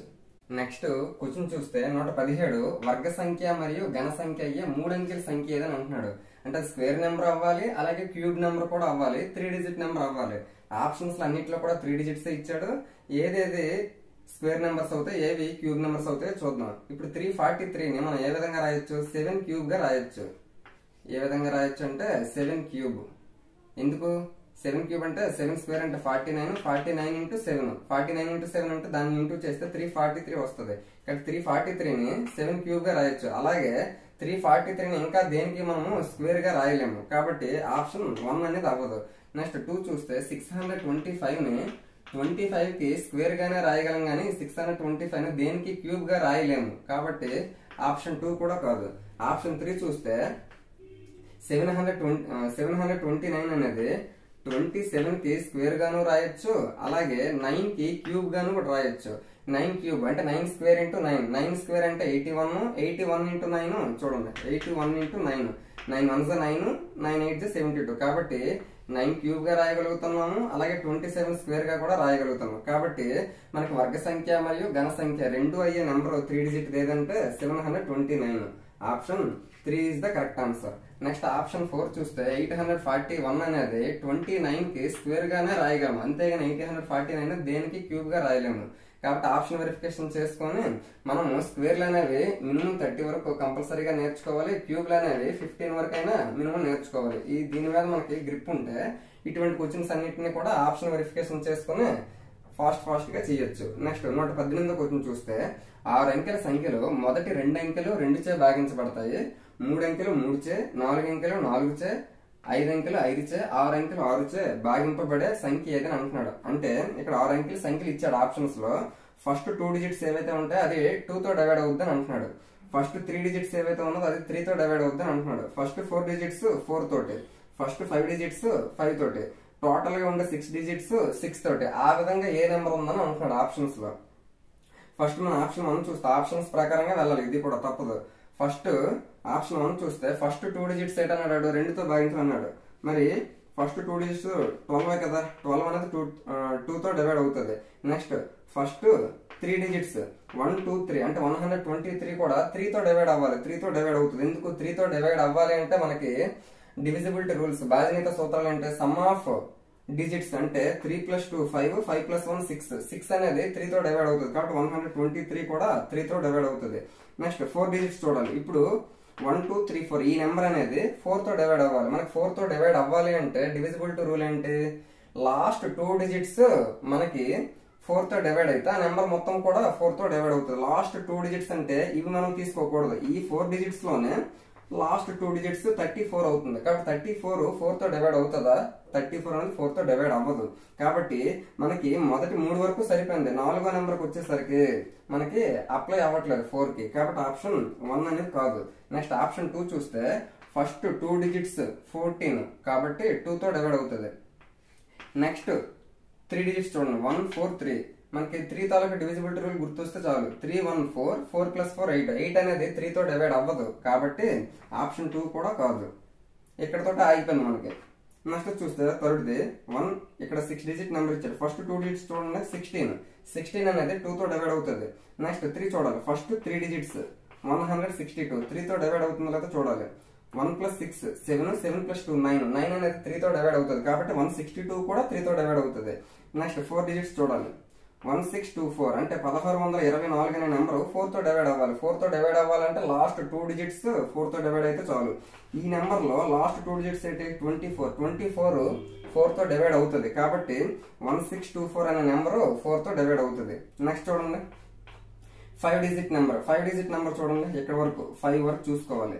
5 డిజిట్ నెంబర్ 5 తో డివైడ్ అవ్వాలి. ఒక నెంబర్ 5 తో డివైడ్ అవ్వాలి అంటే యూనిట్ ప్లేస్ లో 0 గానీ 5 గానీ ఉంటే చాలు. ఈ 5 డిజిట్ నెంబర్ లో యూనిట్ ప్లేస్ అంటే ఇదే కదా, ఇది గట్ట అవ్వదు. ఇది టోటల్ గా 6 డిజిట్ లో యూనిట్ ప్లేస్ అవుతుంది. కానీ ఈ 5 నెంబర్స్ లో యూనిట్ ప్లేస్ 5 అవుతుంది. కాబట్టి 0 గానీ 5 గానీ ఉంటే 5 తో డివైడ్ అవుతుంది. సరిపోయింది. నెక్స్ట్ టోటల్ గా 6 డిజిట్స్ చూడాలి. 6 డిజిట్స్ చూస్తే మనకి 6 తాలూకు డివిజిబిలిటీ రూల్ ఏంటి? ఏదైతే నెంబర్ ఉందో ఆ నెంబర్ 2 తోటి డివైడ్ అవ్వాలి, 3 తోటి డివైడ్ అవ్వాలి. ఆ విధంగా 2 3 రెండింటితోటి డివైడ్ అయినప్పుడు మాత్రమే ఆ నెంబర్ 6 తో డివైడ్ అవుతుంది. అది మనకి డివిజిబిలిటీ రూల్. మనకి ఈ నెంబర్ కరెక్ట్ గా చూస్తే 2 తోటే డివైడ్ అవ్వదు. 2 తో డివైడ్ అవ్వాలి అంటే యూనిట్ ప్లేస్ లో మనకి ఈవెన్ నెంబర్ ఉండాలి. అంటే ఏంటి 0 2 4 6 8 వీటిలో ఏది ఉన్నా కూడా ఆ నెంబర్ 2 తో డివైడ్ అవుతుంది. ఇక్కడ యూనిట్ ప్లేస్ 3 ఉంది. 3 ఉన్నది అంటే ఈ నెంబర్ ఏమో 2 తో డివైడ్ అవ్వదు. 2 తోనే డివైడ్ అవ్వట్లేదు అంటే ఒకవేళ 3 తో డివైడ్ అయినా కూడా మనకు సంబంధం లేదు. ఎందుకు 6 తో డివైడ్ అవ్వాలంటే 2 తోటి 3 తోటి రెండింటితోటి అవ్వాలి. మనకి ఇక్కడ 2 తోటి అవ్వట్లేదు కాబట్టి మనకి ప్రాబ్లం లేదు. ఆప్షన్ 3 కూడా కాదు. మరి లాస్ట్ లో మిగిలిందంటే ఆప్షన్ 4. ఇది అవుతుందో లేదో చూద్దాం. ఫస్ట్ 2 డిజిట్స్ 2 తో డివైడ్ అవ్వాలి, అవుతున్నాయి. ఎందుకు 12 అనేది 2 తో డివైడ్ అవుతుంది. నెక్స్ట్ 3 డిజిట్స్ 3 తో డివైడ్ అవ్వాలి. 123 అంటే 3 తాలూకు డివిజిబిలిటీ రూల్ 3 + 2 5 + 1 6 అనేది 3 తో డివైడ్ అవుతుంది. కాబట్టి 123 కూడా 3 తో డివైడ్ అవుతుంది. నెక్స్ట్ లాస్ట్ ఫస్ట్ 4 డిజిట్స్ మొదటి 4 అంకెలు తీసుకుంటే 1 2 3 6 కాబట్టి 4 తో డివైడ్ అవ్వాలి. 4 తో డివైడ్ అవ్వాలంటే ఈ నెంబర్ లో లాస్ట్ 2 డిజిట్స్ ఏవైతే ఉంటాయో 36 ఆ 36 4 తో డివైడ్ అవ్వాలి. 4 తో డివైడ్ అవుతుందా లేదా? 4 9 36 కాబట్టి టోటల్ గా 1236 అనే నెంబర్ కూడా 4 తో డివైడ్ అవుతుంది. నెక్స్ట్ ఫస్ట్ 5 డిజిట్స్ అంటే ఇక్కడ వరకు చూసుకోవాలి. ఇక్కడ వరకు చూసుకోవాలంటే 1 2 3 6 5 మనకి 5 తో డివైడ్ అవ్వాలంటే యూనిట్ ప్లేస్ లో 0 గానీ 5 గానీ ఉండాలి. ఇక్కడ 5 ఉంది కదా, కాబట్టి ఈ నెంబర్ అంతా కూడా మనకి 5 తో డివైడ్ అవుతుంది. నెక్స్ట్ 6 డిజిట్స్ చూడాలి. 6 డిజిట్స్ అంటే 6 తో డివైడ్ అవ్వాలి. 6 తో డివైడ్ అవ్వాలి అంటే 2 తోటి 3 తోటి రెండింటితో అవ్వాలి. ఈ నెంబర్ 2 తో డివైడ్ అవుతుందని ఈజీగా చెప్పొచ్చు. ఎందుకు యూనిట్ ప్లేస్ లో 4 ఉంది. 4 ఉన్నది కాబట్టి 2 తో డివైడ్ అవుతుంది. 3 తో కూడా అవ్వాలి. 3 తో అవ్వాలి అంటే సమ్ ఆఫ్ డిజిట్స్ చేయాలి. 1 + 2 3 3 + 3 6 6 + 6 12 12 + 5 17 17 + 4 21 21 అనేది 3 తో డివైడ్ అవుతుంది. కాబట్టి ఈ నెంబర్ మొత్తం కూడా 3 తో కూడా డివైడ్ అవుతుంది. 2 తోటి 3 తోటి రెండింటితో అవుతుంది కాబట్టి 6 తో కూడా అవుతుంది. ఆ విధంగా ఇచ్చిన క్వశ్చన్ ప్రకారంగా అన్ని సాటిస్ఫై చేసిన ఒకే ఒక ఆన్సర్ ఆప్షన్ 4 లో ఉంది. కాబట్టి option 4 is the correct answer. Next question చూస్తే 119 ఇటువైపు విద్యార్థులు పొందిన మార్కులు ఉన్నాయి. ఇటువైపు ఏమో ఆ మార్కులు ఎంతమంది విద్యార్థులు పొందారో విద్యార్థుల తాలూకా సంఖ్య ఉంది. మనకేమంటున్నాడు 30 నుండి 41 తరగతి పౌనఃపున్యం ఏమో కనుక్కోమంటున్నాడు. ఇక్కడేమో ఆప్షన్స్ ఏమో ఈ విధంగా ఇచ్చాడు. ఇప్పుడు కరెక్ట్ గా మనం చూస్తే దీన్ని మనం చాలా జాగ్రత్తగా చూడాలి. 0 లేదా అంతకంటే ఎక్కువ వచ్చిన విద్యార్థులు ఎంతమంది అంటే 63 మంది. అంటే ఈ 63 మంది విద్యార్థులు 0 వచ్చిన వాళ్ళు ఉంటారు, 0 కంటే ఎక్కువ వచ్చిన వాళ్ళు కూడా ఉంటారు. అంటే టోటల్ గా వచ్చిన వాళ్ళు ఏమో 63 మెంబర్స్ అని అర్థం చేసుకోవాలి. 10 లేదా అంతకంటే ఎక్కువ వచ్చిన అంటే ఒకసారి చూడండి. 10 లేదా అంతకంటే ఎక్కువ వచ్చిన వాళ్ళు ఎంతమంది అంటే 58 మంది. మరి 10 కంటే ఎక్కువ వచ్చిన అంటే 10 మార్కులు కానీ 11 మార్కులు కానీ 12 మార్కులు కానీ వచ్చిన వాళ్ళు 0 కంటే ఎక్కువ వచ్చిన వాళ్ళు కూడా ఉన్నారు కదా. అంటే వీళ్ళందరూ కూడా ఇక్కడ కూడా ఉన్నారని అర్థం చేసుకోవాలి. ఏ విధంగా? సపోజ్ 12 మార్కులు వచ్చినాడు ఉన్నాడు. ఆ 12 మార్కులు వచ్చినాడు 10 కంటే ఎక్కువ ఇందులోనే ఉన్నాడు, 0 కంటే ఎక్కువ, 12 మార్కులు అంటే 0 కంటే ఎక్కువ కూడా, కాబట్టి ఇందులో కూడా ఉన్నాడు. మరి దీని అర్థం ఏంటి? 10 కంటే ఎక్కువ అవ్వాలి, ఇక్కడ 0 కంటే ఎక్కువ అవ్వాలి. అంటే వీటి తాలూకు డిఫరెన్స్ లో ఎంతమంది ఉన్నారు? 5 మెంబర్స్ మాత్రమే ఉన్నారు. ఈ 5 మెంబర్స్ ఎవరు అవుతారు ఒకసారి ఆలోచించండి. 0 కంటే ఎక్కువైన వాళ్ళు అవుతారు, 10 కంటే తక్కువైన వాళ్ళు అవుతారు. కాబట్టి ఈ 5 అనేది 0 కంటే ఎక్కువ, 10 కంటే తక్కువ. అంటే 0 నుంచి 10 మధ్యలో వచ్చిన వాళ్ళు ఎంతమంది అంటే 5 అని అర్థం చేసుకోవాలి. నెక్స్ట్ ఇక్కడ చూస్తే 10 కంటే ఎక్కువ వచ్చిన 58 మంది ఉన్నారు. మరి 20 కంటే తక్కువ వచ్చిన ఎంతమంది ఉంటారు? 20 కంటే 20 లేదా అంతకంటే ఎక్కువ వచ్చిన 55 మంది ఉన్నారు. మరి 10కి 20కి మధ్యలో ఎంతమంది ఉంటారు అంటే 10 మార్కులు దాటి 20 మార్కుల లోపు వచ్చిన వాళ్ళు ఎంతమంది అంటే వీళ్ళిద్దరి తాలూకు డిఫరెన్స్. అంటే 10 దాటి 20 మధ్యలో ఎంతమంది వచ్చి ఉంటారంటే డిఫరెన్స్ అంతా 3. నెక్స్ట్ 20, 30 ఆ విధంగా మనం ప్రతిదీ మైనస్ చేసుకుంటూ వెళ్ళాలి. అర్థమైందని అనుకుంటున్నాను. ఇప్పుడు ఈ రెండింటి డిఫరెన్స్ అంతా 4. నెక్స్ట్ 30, 40 ఈ రెండింటి డిఫరెన్స్ అంతా 3. నెక్స్ట్ 40, 50 ఈ రెండింటికి డిఫరెన్స్ అంతా 6. నెక్స్ట్ 40, 50 అక్కడ వరకే. మనం ఇప్పుడు చూస్తే మనకి అడిగింది ఏంటాడు? 30 to 40 అడిగాడు. 30 నుంచి 40 మధ్యలో వచ్చిన కేవలం ఆ విద్యార్థులు ఎంతమంది అంటే 3 మాత్రమే. అంటే 30 మార్కులు దాటి 40 మార్కుల మధ్యలో వచ్చిన వాళ్ళు 3 మాత్రమే ఉన్నారు. ఆ విధంగా ప్రతిదాన్ని మనం మైనస్ చేసుకుంటూ వస్తే ఆ మిడిల్ లో ఎంతమంది ఉన్నారన్నది ఎగ్జాక్ట్ గా తెలుస్తుంది. మనకి 30 నుంచి 40 మధ్యలో ఉన్న వాళ్ళు ఎంతమంది అని అడిగాడు. తరగతి పౌనఃపున్యం అని అన్నాడు అంటే నెంబర్ ఎంత మైనస్ చేయాలి. ఆ కేవలం 3 కదా ఉన్నారు. ఆ 3 అనేది ఎక్కడ ఉంది? ఆప్షన్ 1 లో ఉంది. కాబట్టి option 1 is the correct answer. మనం జాగ్రత్తగా చూసుకోవాలి. 0 కంటే ఎక్కువ అన్నాడు అంటే వీళ్ళందరూ కూడా అందులోనే ఉన్నారు. అంటే టోటల్ గా 63 మెంబర్స్ ఉన్నారని అర్థం చేసుకోవాలి. మరి 10 కంటే ఎక్కువ 50 మంది ఉన్నారు అన్నాడంటే వీటితో డిఫరెన్స్ 5 అయితే ఏదైతే ఉందో ఈ 5 0 నుంచి 10 మధ్యలోనే ఉండిపోతారు. ఆ 10 దాటిన వాళ్ళు మిగిలిన 58 మంది కూడా 10 కంటే ఎక్కువైన వాళ్ళు అవుతారు. ఆ విధంగా మనం మైనస్ చేసుకుంటూ వస్తే ఈజీగా అర్థమవుతుంది. నెక్స్ట్ క్వశ్చన్ చూస్తే 120ది మొదటి 10 బేసి సంఖ్యల అంక మధ్యము అర్థమెటిక్ మీన్ సగటు అంటున్నాడు. ఆప్షన్స్ ఏం విధంగా ఇచ్చాడు. మొదటి 10 బేసి సంఖ్యలు ఫర్ ఎగ్జాంపుల్ నేను ఫస్ట్ 2 ఆడ్ నెంబర్స్ తీసుకుంటాను. ఏంటంటే అవి 1, 3 వాటి తాలూకు సగటు చూస్తాను. సగటు ఏంటంటే రాసుల మొత్తం బై రాసుల సంఖ్య. ఇక్కడ 2 రాసులు ఉన్నాయి కాబట్టి 1 + 3/2 టోటల్ చేస్తే 4/2 అవుతుంది. మనకు కావాల్సిన ఆన్సర్ 2 వస్తుంది. అంటే నేను ఫస్ట్ 2 నెంబర్స్ తీసుకున్నాను కాబట్టి 2 వచ్చింది. ఒకవేళ ఫస్ట్ 3 నెంబర్స్ తీసుకుంటాను ఆడ్ నెంబర్స్ 1, 3, 5 ఇదే కదా మొదటి 3 బేస్ సంఖ్యలు. రాసుల మొత్తం బై రాసుల సంఖ్య. 1 + 3 4, 4 + 5 9, 9/3 అంటే 3 అవుతుంది. అంటే దీన్ని బట్టి ఏమర్థమైంది మనకి? ఎన్ని నెంబర్లు అయితే నువ్వు బేస్ సంఖ్యలు తీసుకుంటావో మొదటి ఎన్ని నెంబర్లు అయితే తీసుకుంటావో అదే మనకి సగటు అవుతుంది. ఆ విధంగా చూసుకుంటే మొదటి 10 బేస్ సంఖ్యలు అన్నాడు కాబట్టి మనం ఏం చేయాలి? ఆన్సర్ 10 అవుతుంది. లేదు ఒకవేళ n బేస్ సంఖ్యల తాలూకా సగటుకి ఫార్ములా ఏంటంటే యాక్చువల్ గా సగటుకి ఫార్ములా ఏంటి? రాసుల మొత్తము బై రాసుల సంఖ్య. మరి n బేస్ సంఖ్యలు ఉండేటటువంటి రాసుల మొత్తం ఏమవుతుంది? n² అవుతుంది. కావాలంటే చూడండి, ఫస్ట్ 2 ఆడ్ నెంబర్స్ ని ప్లస్ చేస్తే 4 వచ్చింది. 4 అంటే ఏంటి? 2². 2 నెంబర్లు ప్లస్ చేసా కాబట్టి 2². 3 నెంబర్లు ప్లస్ చేసా కాబట్టి 3² 9 అవుతుంది. ఆ విధంగా n నెంబర్లను ప్లస్ చేస్తే n² అవుతుంది. బై రాసుల సంఖ్య ఎంత? n రాసులు కాబట్టి బై n. అప్పుడు n² లో నుంచి n క్యాన్సిల్ అయిపోతే మనకి ఏం మిగులుతుంది? n మాత్రమే మిగులుతుంది. అంటే మొదటి 10 బేస్ సంఖ్యలు అడిగితే దాని తాలూకు సగటు 10 అవుతుంది. ఒకవేళ మొదటి 100 బేస్ సంఖ్యలు అడిగితే 100 అవుతుంది. ఆ విధంగా ఫార్ములా ఏమో ఇది. డైరెక్ట్ గా ఫార్ములా గుర్తుపెట్టుకోండి. మొదటి n బేస్ సంఖ్యల తాలూకా సగటుకి ఫార్ములా ఏంటంటే n అనేది గుర్తుపెట్టుకోండి. మొదటి n బేస్ సంఖ్యల మొత్తానికి ఫార్ములా ఏంటంటే n². ఆ 2 ఫార్ములాస్ మనం ఆల్రెడీ చెప్పుకున్నాము. అది గుర్తుంటే డైరెక్ట్ గా 10 బేస్ సంఖ్యలు మొత్తం అన్నాడు కాబట్టి 10 అవుతుంది. Option 2 is the correct answer. Next 121 చూస్తే లేదు ఒకవేళ మనము 10 బేస్ సంఖ్యలు ఏవైతే ఉన్నాయో వాటన్నిటిని ప్లస్ చేసుకుని బై 10 చేసినా కూడా మనకి ఆ 10 బేస్ సంఖ్యలు ప్లస్ చేస్తే 100 వస్తుంది. 100 బై రాసుల మొత్తం బై రాసుల సంఖ్య 10 కదా. 10 100 తో 10 తోటి 100 ని క్యాన్సిల్ చేస్తే మళ్ళీ మనకు కావాల్సిన 10 వస్తుంది. ఆ విధంగా చేసిన అదే వస్తుంది. నెక్స్ట్ 121 చూస్తే ఒక చతురస్ర కర్ణం 26√2 సెంటీమీటర్లు అయినా దాని వైశాల్యం కనుక్కోమంటున్నాడు. ఆప్షన్స్ ఏ విధంగా ఇచ్చాడు? వైశాల్యం సెంటీమీటర్ స్క్వేర్లలో కనుక్కోవాలి. ఆప్షన్స్ ఏ విధంగా ఇచ్చాడు? మనకి ఒక చతురస్రం అన్నాడు, స్క్వేర్ అన్నాడు. ఈ స్క్వేర్ తాలూకా ఒక సైడ్ ఏ అనుకుంటే మన కర్ణం ఏమవుతుంది? ఇది అయినప్పుడు ఇది a√2 అవుతుంది. ఎందుకంటే ఇది కర్ణం అనేది భుజం స్క్వేర్ ప్లస్ భుజం స్క్వేర్, a² + a² 2a² అవుతుంది. అటువైపు వెళ్తే a√2 అవుతుంది. ఆ విధంగా మనం చూసుకోవాలి. ఇప్పుడు a√2 అనేది కర్ణం అన్నాడు. అంటే a√2 ఏమో కర్ణం వాడు ఇచ్చాడు. ఎంత ఇస్తాడు? 26√2 ఇచ్చాడు. మనకేం అడుగుతున్నాడు? వైశాల్యం అడుగుతున్నాడు. స్క్వేర్ తాలూకు వైశాల్యం స్క్వేర్ కి వైశాల్యం ఏంటి, ఏరియాకి ఏ స్క్వేర్ కదా, మనకి ఏ తెలిస్తే ఏ స్క్వేర్ కనిపెట్టిస్తే వైశాల్యం వస్తుంది. మరి ఈ రెండింటి బట్టి రూట్ టు రూట్ క్యాన్సిల్ చేస్తే మనకి ఏ ఈజ్ ఈక్వల్ 26 వచ్చింది. మరి వైశాల్యం కదా కావాలి అంటే ఆ ఏ కి స్క్వేర్ చేయాలి, అంటే 26 కి స్క్వేర్ చేయాలి. 26 కి స్క్వేర్ చేస్తే 676 సెంటీమీటర్ స్క్వేర్ వైశాల్యం అవుతుంది. Option 1 is the correct answer. Next question చూస్తే 122ది ఒక త్రిభుజం యొక్క బాహ్య కోణం 140 డిగ్రీలు మరియు దానికి ఎదురుగా ఉండే అంతరాభిముఖ కోణాలలో ఒకటి 55 డిగ్రీలు అయినా మరొక అంతరాభిముఖ కోణం ఎంత అని అంటున్నాడు. ఆప్షన్స్ ఏ విధంగా ఇచ్చాడు, మనకి ఒక ట్రయాంగిల్ లో బాహ్య కోణము ఆల్రెడీ ఇచ్చాడు, ఎంత ఇచ్చాడు 140 డిగ్రీస్ అని ఇచ్చాడు. ఎక్స్టీరియర్ యాంగిల్ ఇచ్చాడు. మనకి బాహ్య కోణము దాని అంతరాభిముఖ కోణాల మొత్తానికి సమానం. ఈ పాయింట్ అనేది మనకు తెలిస్తే మనం ఆటోమేటిక్ గా చేయొచ్చు. అంటే ఈ రెండు ప్లస్ చేస్తే మనకి 140 రావాలి. ఎందుకు, బాహ్య కోణం దాని అంతరాభిముఖ కోణాల మొత్తానికి సమానం.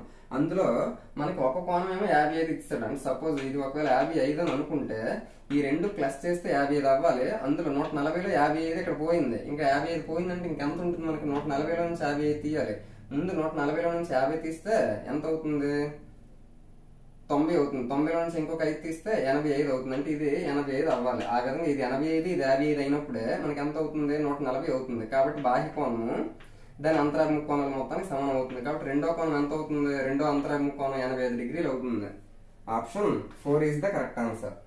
నెక్స్ట్ క్వశ్చన్ చూస్తే ఇక్కడ ఒక ఈక్వేషన్ అనేది ఇవ్వడం జరిగింది. దానికి ఎక్స్ వాల్యూ కనుక్కోమంటున్నాడు. ఆప్షన్స్ ఈ విధంగా ఇచ్చాడు. ఇక్కడ మనకి లెఫ్ట్ సైడ్ చూస్తే 5 పవర్స్ లో ఉంది. ఇటువైపు రైట్ సైడ్ కూడా మనం 5 పవర్స్ లో దీని అంతటిని కూడా రాస్తే అప్పుడు మనకి బేస్ భూములు అనేవి ఈక్వల్ అవుతాయి. కాబట్టి పవర్స్ ఏమో ఈక్వల్ చేయొచ్చు. కాబట్టి దీని మొత్తాన్ని ఇప్పుడు మనం 5 పవర్స్ లో రాయడానికి ట్రై చేద్దాం. ఈ లోపల ఏముంది, 625 ఉంది. ఆ 625 ని మనం ఎలా రాయొచ్చు, 25 కి స్క్వేర్ గా రాస్తాం. అంటే దాని అర్థం ఏంటి, 25 ఇంటూ 25. మరి 25 ని కూడా మళ్ళీ ఎలా రాయొచ్చు, 5 స్క్వేర్ గా రాయొచ్చు. 25 ని 5 స్క్వేర్ గా రాయొచ్చు. అంటే టోటల్ గా 625 ని ఏ విధంగా రాయొచ్చు, 5 పవర్ ఆఫ్ 4 గా రాయొచ్చు కదా. ఎందుకు, 5 పవర్ ఆఫ్ ఇక్కడ 2 ఉంది, ఇక్కడ 2 ఉంది. కాబట్టి 2 + 2 4 అవుతుంది. అంటే 5 పవర్ ఆఫ్ 4 గా రాయొచ్చు 625 ని. ఇప్పుడు మనం దాన్ని చూస్తే 5 power of 2x is equal to ఇక్కడ క్యూబ్ రూట్ ఓవర్ ఉంది కదా, క్యూబ్ రూట్ ఓవర్ ను మనం తీసిస్తే అప్పుడు ఏ విధంగా రాయొచ్చు, ముందు 625 ని 5 పవర్ ఆఫ్ 4 గా రాద్దాం. హోల్ పవర్ ఆఫ్ ఇక్కడ క్యూబ్ రూట్ ఉంది కాబట్టి క్యూబ్ రూట్ పోయింది అంటే అప్పుడు ఏమొస్తుంది, 1/3 వస్తుంది. నెక్స్ట్ ఇంకా దీని మొత్తానికి ఏముంది, మనకి 6/x ఉంది. అంటే దాని అర్థం ఏంటి, హోల్ పవర్ ఆఫ్ 6/x. ఇప్పుడు చూస్తే ఇక్కడ ఏ పవర్ ఆఫ్ MNO అప్పుడు ఏమవుతుంది, ఏ పవర్ ఆఫ్ MNO అంటే ఇంటూ చేయాలి. ఆ విధంగా చూస్తే ఇక్కడ 5 power of 4 into 1/3 into 6/x. ఇటువైపు కూడా ఏముంది, 5 పవర్ ఆఫ్ 2x ఉంది. మరి రెండు కూడా బేస్లు ఈక్వల్ గా ఉన్నాయి కాబట్టి డైరెక్ట్ గా మనము పవర్స్ ని ఈక్వల్ చేయొచ్చు. ఇప్పుడు ఇందులో ఏమైనా డివైడ్ అవుతాయా, 3 1s 3 2s అంటే 4 2s 8. ఇటువైపు ఏమో 2x ఉంది. 2x is equal to 8/x. 2 1s 2 4s. ఇటువైపు x వస్తే x square is equal to 4 అయ్యింది. మరి x ఏమవుతుంది, √4. √4 అంటే ఏమవుతుంది, 2 అవుతుంది. కాబట్టి మనకు కావాల్సిన x value 2. Option 4 is the correct answer. Next question చూస్తే 124 ఇక్కడ ఒక ఈక్వేషన్ అనేది ఇచ్చాడు. దాని యొక్క ఒక కారణాంకం కనుక్కోమంటున్నాడు. అంటే దీన్ని మనం ఫ్యాక్టర్స్ గా మార్చుకొని అందులో ఏదో ఒక కారణాంకం ఆప్షన్స్ లో ఉన్నది, అది మనం కనిపెట్టాలి. ఇప్పుడు దీన్ని చూస్తే ఇక్కడ ఏ క్యూబ్ ఉంది, ఇక్కడేమో బి క్యూబ్ ఉంది. ఈ విధంగా ఇచ్చాడంటే మనము దానికి ముందుండే కోఎఫిషియంట్ గుణకం ఏదైతే ఉంటుందో దాన్ని మనం క్యూబుల్లోకి రాయగలమా లేదనే ఒకే ఒక పాయింట్ ఆలోచించాలి. ఇప్పుడు 125 ని మనం 5 క్యూబ్ గా రాయొచ్చు. కాబట్టి ఏ క్యూబ్ ఉంది, 125 ని 5 క్యూబ్ గా రాయొచ్చు. అంటే టోటల్ గా దీని మొత్తాన్ని ఏ విధంగా రాయొచ్చు, 5a హోల్ క్యూబ్ గా రాయొచ్చు. మైనస్ ఇక్కడ చూస్తే బి క్యూబ్ ఉంది, ఇక్కడ 27 ని 3 క్యూబ్ గా రాయొచ్చు. అలాగే 1 కూడా 1 క్యూబ్ గా మనం రాయొచ్చు. 1 క్యూబ్ అంటే 1 కదా. కాబట్టి దీని మొత్తాన్ని ఏ విధంగా రాయొచ్చు, మనము 1/3b హోల్ క్యూబ్ ఈ విధంగా మనం రాయొచ్చు. ఇప్పుడు చూస్తే ఇక్కడ ఏ రూపంలో ఉన్నది అంటే a cube minus b cube formula ఉంది. ఆ రూపంలో ఉంది కాబట్టి a cube minus b cube, దీనికి ఫార్ములా ఏంటి, a minus b into a square plus ab plus B square. A square plus ab plus B square. అంటే సెకండ్ టర్మ్ లో మనకి ప్లస్ అనేది ఉండాలి. సెకండ్ టర్మ్ ఇక్కడ యాక్చువల్ గా మనకి ఎన్ని టర్మ్స్ ఉండాలి, 3 టర్మ్స్ ఉండాలి. అలాగే ఇక్కడ మనము ఏ క్యూబ్ మైనస్ బి క్యూబ్ ని ఈ రకంగా రాసాం కదా. ఫస్ట్ టర్మ్ ఏమో ఒక కారణాంకం అవుతుంది, సెకండ్ టర్మ్ కూడా మరొక కారణాంకం అవుతుంది. అంటే ఉంటే మనకి ఆప్షన్స్ లో ఏ మైనస్ బి, ఏ అంటే ఏమనుకున్నాము 5a మైనస్ బి అంటే ఏంటి 1/3b. అంటే ఇది ఒక కారణాంకం, దీని మొత్తానికి ఇది ఒక కారణాంకం. ఇది ఆప్షన్స్ లో ఉందో లేదో చూడండి. 5a ప్లస్ 1/3b ఉంది కాబట్టి ఇది కాదు, అంటే ఇది ఆప్షన్స్ లో తీసివచ్చు. నెక్స్ట్ ఇక్కడ చూస్తే 2 టర్మ్స్ ఉన్నాయి, ఇక్కడ చూస్తే 2 టర్మ్స్ ఉన్నాయి, కానీ స్క్వేర్ చేశాడు. దీనికి అసలు స్క్వేర్ చేయవలసిన అవసరం అనేది లేదు కాబట్టి ఇది కూడా కాదు. మరి 3 టర్మ్స్ ఉన్నాయి, ఇక్కడ 2 ఉన్నాయి కదా, అంటే ఈ రెండిట్లోనే ఏదో ఒకటి ఆన్సర్. మనకి ఏ స్క్వేర్ అంటే ఏ అంటే ఏంటి 5a కి స్క్వేర్ అంటే 25a స్క్వేర్ ప్లస్ ఏబి, ఏ అంటే ఏంటి 5a, బి అంటే 3b. 5a ఇంటూ 1/3b ఏమవుతుంది 5a/3b. Next plus B square, B అంటే ఏంటి 1/3b కదా, కాబట్టి 1/3b కి స్క్వేర్ చేస్తే 9b స్క్వేర్. ఆ విధంగా ఇది ఒక కారణాంకం అవుతుంది, ఇది ఒక కారణాంకం అవుతుంది. అంటే మనము ఫస్ట్ ఆఫ్ ఆల్ చేయవలసింది ఏంటంటే ఇచ్చిన మొత్తం ఈక్వేషన్ ని ఏ ఫార్ములాలో, అందులోపల ఏ ఫార్ములా ప్రకారంగా మనం మార్చగలం అనేది ఒక్కొక్కటి తెలుసుకోవాలి. a³ మైనస్ b³ లో దీన్ని రాయగలిగితే a మైనస్ b అనేది a³ మైనస్ b³ కి ఒక ఫ్యాక్టర్ కారణాంకం అవుతుంది. a² plus ab plus b² కూడా మరొక కారణాంకం అవుతుంది. ఇచ్చిన ఆప్షన్స్ లో చూస్తే 2 టర్మ్స్ ఉన్నది ఏది, ఇది ఉన్నది, కానీ మనకు కాదు. 3 టర్మ్స్ ఉన్న వాటిలో చూస్తే ప్లస్ 5a/3b, ఆ విధంగా ఉన్నది రెండింటిలో ఇదే కదా, కాబట్టి option 2 is the correct answer. Next question చూస్తే 125. రవి యొక్క తండ్రి ప్రస్తుత వయస్సు రవి ప్రస్తుత వయస్సుకు 3 రెట్లు కలదు. అంటే ఈ క్వశ్చన్ ప్రకారం ఏమర్థమైంది, రవి వాళ్ళ తండ్రి, రవి వయస్సు వాళ్ళ ప్రస్తుత వయస్సు కంటే 3 రెట్లు అంటున్నాడు. అంటే రవిది మనం 1 యూనిట్ అనుకుంటే వాళ్ళ ఫాదర్దేమో 3 యూనిట్స్ అవుతుంది. ఆ రేషియోలో ఉన్నాయి. 5 సంవత్సరాల తర్వాత వారి వయస్సులో మొత్తం 70 సంవత్సరాలు. 5 సంవత్సరాల తర్వాత వాళ్ళిద్దరి వయసులో 70 సంవత్సరాలు అంటున్నాడు. అయితే రవి ప్రస్తుత వయస్సు ఎంత అని అడుగుతున్నాడు. ఆప్షన్స్ విధంగా ఇచ్చాడు. మనకి 5 సంవత్సరాల తర్వాత 70 సంవత్సరాలు అన్నాడు. అంటే ప్రెసెంట్ ఎంత అవుతుంది, రవిది 5 సంవత్సరాలు తగ్గించాలి, వాళ్ళ ఫాదర్ది కూడా 5 సంవత్సరాలు తగ్గించాలి. అంటే టోటల్ గా ప్రెసెంట్ వాళ్ళ వయసు ఎంత అవుతుందంటే 60 సంవత్సరాలు అవుతుంది. ఎందుకనంటే రవిది 5 సంవత్సరాల తర్వాత, ఫాదర్ది 5 సంవత్సరాల తర్వాత, వాళ్ళిద్దరిది కలిపి 70 అన్నాడంటే 5 సంవత్సరాల్లో ప్రతి ఒక్కరిది, అంటే తండ్రిది 5 సంవత్సరాలు తగ్గిస్తే ప్రెసెంట్ వయసు వస్తుంది. అలాగే రవిది కూడా 5 సంవత్సరాలు తగ్గిస్తే ప్రెసెంట్ ఏజ్ వస్తుంది. కాబట్టి 5 తగ్గిస్తే 10 తగ్గించినట్టు. కాబట్టి 5 సంవత్సరాల తర్వాత వాళ్ళిద్దరు వయసులు మొత్తం 70 అయినప్పుడు ప్రెసెంట్ ఎంత అవుతుందంటే 60 సంవత్సరాలు అవుతుంది. ఆ ప్రస్తుత వయసు ఎంత అంటున్నాడు, వాళ్ళది 1:3 లో ఉందంటున్నాడు. అంటే రవిది 1 యూనిట్ ఉంటే తండ్రిది 3 యూనిట్లు ఉంటుంది, అంటే 3 రెట్లు ఉంటుందని అన్నాడు. కాబట్టి ప్రెసెంట్ మనకి 1:3 లో ఉంటే టోటల్ గా 60 అన్నాడు. అంటే 60 ఇయర్స్ ని మనం 1+3 4 పార్ట్స్ చెయ్యాలి. మనకి ఎవరిది కావాలి, రవి తాలూకా ప్రస్తుత వయసు కావాలి. రవిది అంతా 1 బై టోటల్ పార్ట్స్ అంతా 4, మొత్తం ఎంతలో 60 సంవత్సరాలు. అంటే 60 సంవత్సరాలని 4 ముక్కలు చేస్తే అందులో 60 సంవత్సరాలను 4 భాగాలు చేస్తే అందులో 1 భాగం మాత్రమే రవి వయసు అవుతుంది. కాబట్టి 4 1s 4 15s. రవి వయసు ఎంత అంటే 15 ఇయర్స్ గా చెప్పుకోవాలి. ఒకవేళ వాళ్ళ ఫాదర్ తాలూకా ఏజ్ అడిగాడు అనుకోండి, మనకి 60 సంవత్సరాలను మొత్తం 4 పార్ట్స్ చేస్తే అందులో 3 పార్ట్స్ ఎవరివి, తండ్రివి. కాబట్టి పైన 3 వేయాలి. 4 1s 4 15s, 3 15s 45. అంటే ప్రెసెంట్ రవిదేమో 15 ఏజ్, తండ్రిదేమో 45 ఏజ్. వాళ్ళిద్దరిది ప్లస్ చేస్తే 60 వస్తుంది ఇప్పుడు ప్రెసెంట్. అదే ఒకవేళ 5 ఇయర్స్ తర్వాత అనుకోండి, రవిది 20 ఏజ్ అవుతుంది, వాళ్ళ ఫాదర్ది 50 ఏజ్ అవుతుంది. వీళ్ళిద్దరు ప్లస్ చేస్తే 70 అవుతుంది. మన క్వశ్చన్ లో కూడా 5 ఇయర్స్ తర్వాత 70 ఇయర్స్ కదా అన్నాడు. 5 ఇయర్స్ తర్వాత వాళ్ళిద్దరు వయసులో మొత్తము 70 ఇయర్స్ అన్నాడు. కాబట్టి ఆ రకంగా కూడా చెయ్యొచ్చు. మనము లేదు అనుకుంటే ఒకవేళ ఎక్సెల్ ప్రకారంగా చేసుకుంటే రవి వయస్సు x అనుకుంటే వాళ్ళ ఫాదర్ ఎంత అవుతుంది, తండ్రిది 3x అవుతుంది. ఎందుకు, రవి కంటే 3 రెట్లు రవి యొక్క వయసుకి 3 రెట్లు తండ్రిది అన్నాడు. మరి 5 సంవత్సరాల తర్వాత అన్నాడు. రవి తాలూకు వయసు 5 సంవత్సరాల తర్వాత ఎంత అవుతుంది, x+5. వాళ్ళ తండ్రి వయసు ఎంత అవుతుంది, 3x+5. 5 సంవత్సరాల తర్వాత వీళ్ళ వయసులేమో 70 సంవత్సరాలు అన్నాడు. ఇప్పుడు చూస్తే x 4x 5 10 that is equal to 70. అంటే 4x ఈజ్ ఈక్వల్ టు +10 అంటే మైనస్ అవుతుంది, కాబట్టి 60 అవుతుంది. 4 1s 4 15s. x అంటే ఏమనుకున్నాం మనం, రవిదే కదా అనుకున్నాం, కాబట్టి x వాల్యూ 15 వచ్చింది. ఒకవేళ ఫాదర్ దగ్గర అనుకోండి, x ప్లేస్ లో ఇక్కడ 3x ప్లేస్ లో x ప్లేస్ లో 15 వేస్తే 3 15 45 అవుతుంది. రవిదేమో 15, ఫాదర్దేమో 45. మనకు అడిగింది రవిది కాబట్టి 15 years. Option 3 is the correct answer. Next question చూస్తే 126. ఒక స్తూపాకార వస్తువు పక్కతల వైశాల్యం 1760 చదరపు సెంటీమీటర్లు మరియు దాని ఘనపరిమాణము 12320 ఘనపు సెంటీమీటర్లు అయినా దాని ఎత్తు ఎంత అని అంటున్నాడు. ఆప్షన్స్ ఏ విధంగా ఇచ్చాడు, మనకి ఆ వస్తువు స్తూపాకారంగా సిలిండర్ షేప్ లో ఉన్నది అని అంటున్నాడు. దాని తొలక పక్కతల వైశాల్యం ఇచ్చాడు. పక్కతల వైశాల్యం అంటే ఈ విధంగా రౌండ్ గా ఉంటుంది కదా, దాని తొలక వైశాల్యం. మనం ఒక స్తూపం తొలక పక్కతల వైశాల్యం ఫార్ములా ఏంటి, A is equal to 2πRh. ఇది మనకి ఫార్ములా. ఇది ఆల్రెడీ ఎంత ఇస్తాడు మనకి, 1760 చదరపు సెంటీమీటర్లు ఇస్తాడు. కాబట్టి ఇప్పుడు చూస్తే 2 ఇంటూ π అంటే ఏంటి, 22/7. R అంటే మనం కనుక్కోవాలి, H కూడా మనం కనుక్కోవాలి, 1760. ఇప్పుడు చూస్తే 11 2s, నెక్స్ట్ ఇక్కడ 11 1s 11, ఇంకా 6 ఉంటుంది. 6 పక్కన 6 అంటే 66. 11 6 11 0s అంటే ఈ విధంగా పోయింది. నెక్స్ట్ ఇక్కడ చూస్తే 2 2s 4, 4 తోటి 4 40s పోతుంది. అప్పుడు ఇక్కడ ఏం మిగిలింది, RH is equal to 40 into 7. ఇది మనకి వచ్చిన వాల్యూ. ఇప్పుడు చూస్తే మనకి ఇప్పుడు ఇంకా RH ఎందుకు కనుక్కున్నామో చెప్తాను. దానికి ఘనపరిమాణం 12320 ఇచ్చాడు. స్తూపం తాలూకా సిలిండర్ కి వాల్యూమ్ ఫార్ములా ఏంటి, πr²h. ఇది మనకి ఫార్ములా.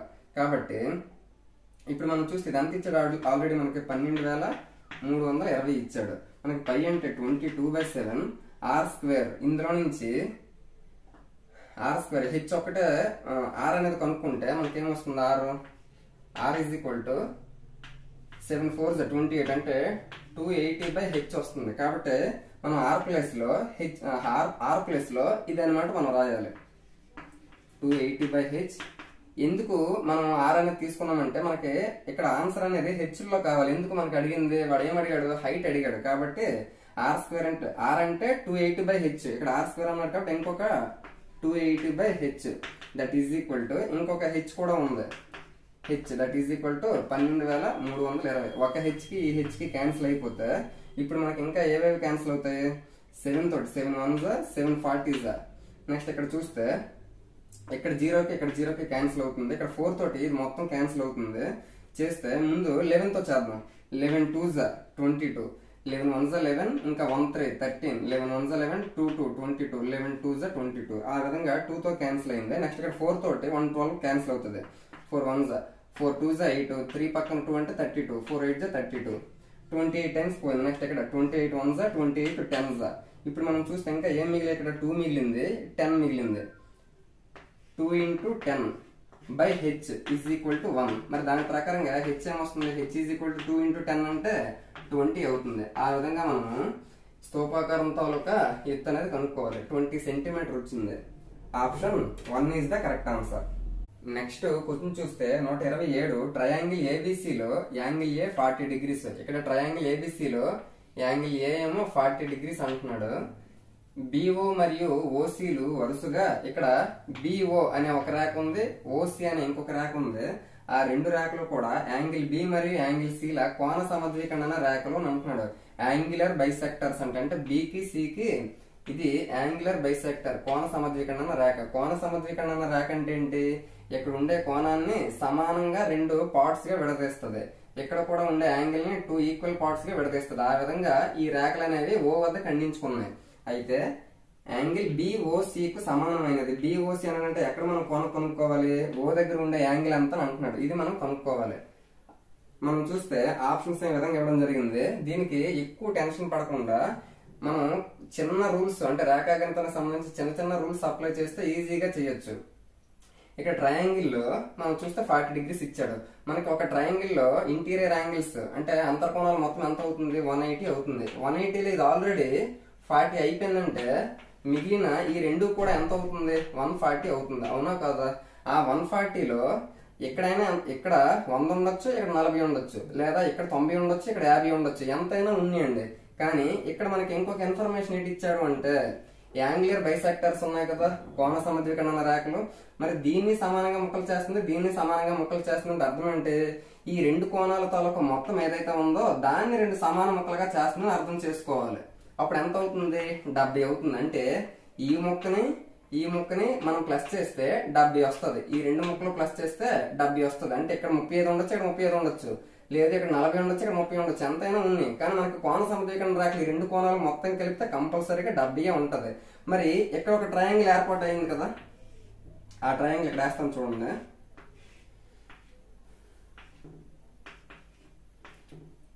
ఇది ఇది ఈ రెండు కలిపితే మనకి 70 అంటున్నాడు. మరి మొత్తం ఈ మూడు, ఇది కూడా ఒక ట్రయాంగిల్ కాబట్టి సమ్ ఆఫ్ ఇంటీరియర్ 3 యాంగిల్స్ 180 అవ్వాలి. మరి 180లో ఈ రెండు ముక్కలు కలిపితే 70 అయిపోయినప్పుడు మిగిలిన ఈ ముక్క ఎంత అవుతుంది? మనకి 110 కదా అవుతుంది. ఇది 110, ఈ రెండు కలిపితే 70, మొత్తం కలిపితే 180 అవ్వాలి. కాబట్టి ఓ వద్ద కోణం ఎంత వస్తుందంటే 110 డిగ్రీలు వస్తుంది. ఆ విధంగా మనము రేఖాగణితానికి సంబంధించి చిన్న చిన్న ట్రిక్స్ ఉపయోగిస్తే ఈజీగా చేయొచ్చు. మనకి ఇక్కడ ఒకే ఒక పాయింట్ ఏంటంటే ఇది మనకి ఇంపార్టెంట్. కోణ సమద్వికరణ రేఖ అన్నాడు అంటే ఇది 40 అయినప్పుడు ఇది 140 అవుతుంది. 140ని రెండు సమాన ముక్కలు చేస్తుంది కాబట్టి 70 అవుతుంది. మరి ఈ లోపల ఉండేది ఈ పార్ట్ 70 అయినప్పుడు ఇది ఒక త్రిభుజం కాబట్టి ఇది 70 అయినప్పుడు రెండు కలిపితే ఇది 110 అవుతుంది. ఆ విధంగా ఈజీగా చేయొచ్చు. Option 3 is the correct answer. Next question చూస్తే 128 ఒక సమలంబ చతుర్భుజం యొక్క సమాంతర భుజాల కొలతలు వరుసగా 9 సెంటీమీటర్లు 7 సెంటీమీటర్లు, వాటి మధ్య లంబ దూరం 6 సెంటీమీటర్లు అయినా సమలంబ చతుర్భుజం తాలూకా వైశాల్యము సెంటీమీటర్ స్క్వేర్లలో ఎంత అని అంటున్నాడు. ఆప్షన్స్ ఈ విధంగా ఇచ్చాడు. మనకి సమలంబ చతుర్భుజం అన్నాడు అంటే దాన్ని ఇంగ్లీష్ లో ట్రెపీజియం గా మనం చెప్తాము.